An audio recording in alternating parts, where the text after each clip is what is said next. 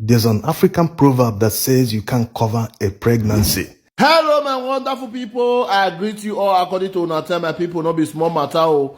Make una watch this latest update right now, my people, about Tinubu. Make una watch as una dey watch this video. Make una not forget, make una hit the subscribe button. Click on your notification bell so that anytime I post a new video, you will be the first to be notified. And as you do that, may God bless you. Which loosely translates to you can't cover the truth. The truth will always prevail. Going by what happened in the U.S. District Court in Chicago, Bola Tinubu has reached the end. The truth has prevailed. The Chicago State University attorney disowned the certificate he submitted to INEC in front of a judge. Let's hear him. If a deposition is compelled of my client here, and the issue is, was the June 22nd, 1997 diploma that President Tinubu submitted into evidence in Nigeria or offered to the, whatever that election agency there is. My client is that authentic? My client's going to say, we don't know. He said, we don't know, that his client, in this case, Chicago State University, cannot answer yes or no if the court orders a subpoena. That if the court eventually orders them to answer questions that Atiku's lawyer want to ask them, that they cannot answer yes or no. He also made several references to 1997 instead of 1979. Maybe it's because it was found that one of the signatories in the certificate that Tinubu submitted actually worked in Chicago State University in the 90s. So the person couldn't have signed a certificate that was issued 20 years earlier. That's time travel. It's not possible. And to understand how the judge will decide on this matter, look at the question he asked in open court. Does it mean that Tinubu has a certificate that no one can say where he got it from? Atiku's lawyer quickly jumped and responded, yes, Your Honor. It can't get better than this. All along, the defense line from Tinubu and co. has always been that the university wrote and replied them that Bola Tinubu attended and graduated from the university. That's not the problem. You can replicate this with any university. You can ask University of Lagos or University of Nigeria if any person graduated from their university. Just get the first name and the last name correct. The answer will always be in the positive.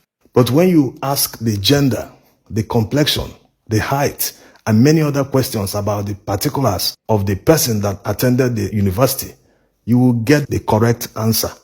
That's exactly what Atiku is doing. You already know the backstory. For those who keep asking, why will a U.S. court decide what will happen in Nigeria? They are not actually deciding what will happen in Nigeria. The judge will decide what will happen in Chicago State University, whether they will give the documents to Atiku. And some also ask, why is Atiku challenging Tinubu in a U.S. court? It is because the Nigerian constitution says that anyone who submits a forged certificate while seeking for an elective position must be disqualified. And from day one, it was suspected that the certificate that Tinubu submitted to INEC while filing his particulars for the election was forged, because one Nigerian lawyer already got the original certificate from Chicago State University under subpoena. So they made the comparison and found out that it was quite different. And today, Chicago State University attorney just confirmed to the court that they do not know where the certificate came from, that it didn't come from them. When he's using words like, we can't answer yes or no, we don't know where it came from, he's just avoiding using the word forgery. Of course, the judge can see beyond that, going by the question he asked in open court. So you can understand why Atiku is in US fighting to get this information. If he submitted a certificate from a Nigerian university, the whole fight would have been in Nigeria. Oh yeah, there we go.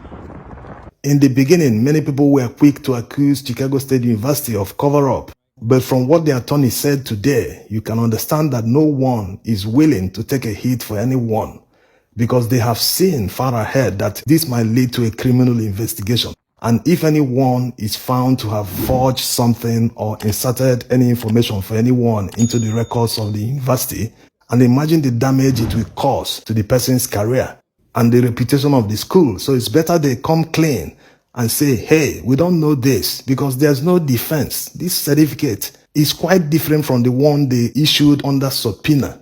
They can't go back on that. There's no way, because they complied with the subpoena. Now that they have known the whole story, They cannot change again and say, this was this, this was that. So Atiku's approach is the right approach to get all the information. Let's know the truth.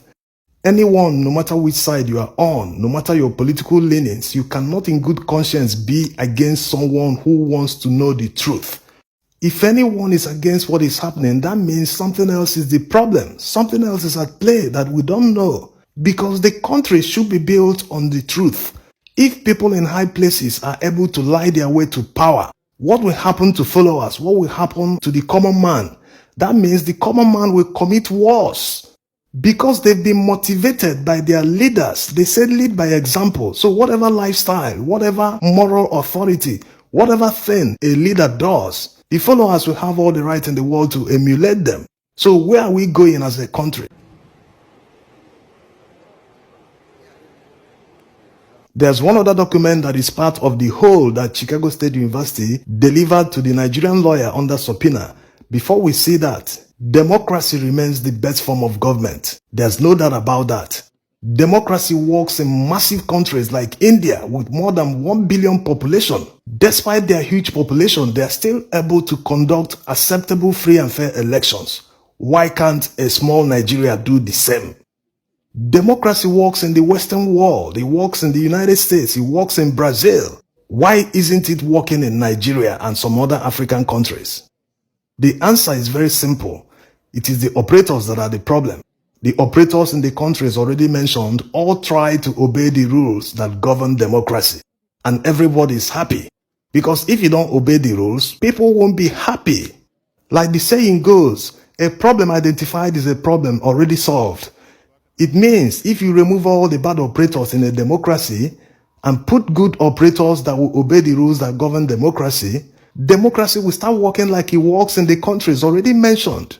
You see, there's one thing they have in common. All the countries where democracy works as it's supposed to be, you see progress. You see development. Because politicians who operate in these democracies know there is consequences if they don't perform in office. They know they will go back and face the electorate and they will sack them. The fact that they know there are checks and balances in a democracy will make them to work in the progress of the people. Compare that to where there are bad operators in democracies. You see poverty. You see dusty streets. You see all sorts of bad things.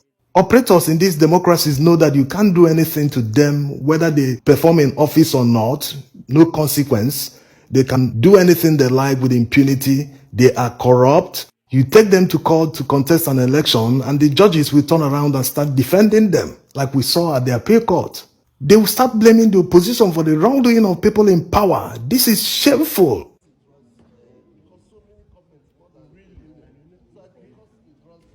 At this juncture, many people are confused. Some are not because they've taken a position. They vowed never to vote in Nigeria in any election again.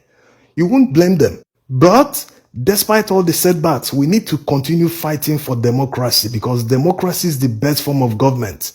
How do you fight someone who you know is more powerful than you? You are not David in the Bible. Yes, you can't resort to violence because they use that opportunity and harm people. The only way you can fight back is to continue participating in anything called election. If you hear that there's an election that is going to hold in your constituency, make sure you pick that your voter's card and go and stand in line and sacrifice your time and cast your vote. Keep voting. Let them keep announcing the wrong results. Also, everyone needs to continue talking. Don't let anybody deprive you of your right of free speech. It is guaranteed in a democracy.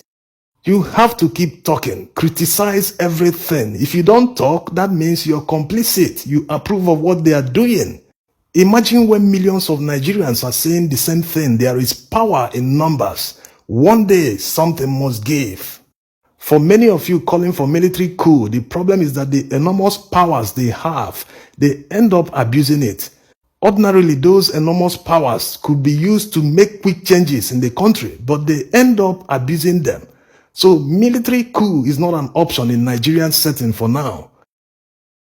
Now let's see this document. This is the GCE result that he submitted to Chicago State University. This document was given to the Nigerian lawyer by Chicago State University under subpoena. You can see the FCT High Court stamp on it.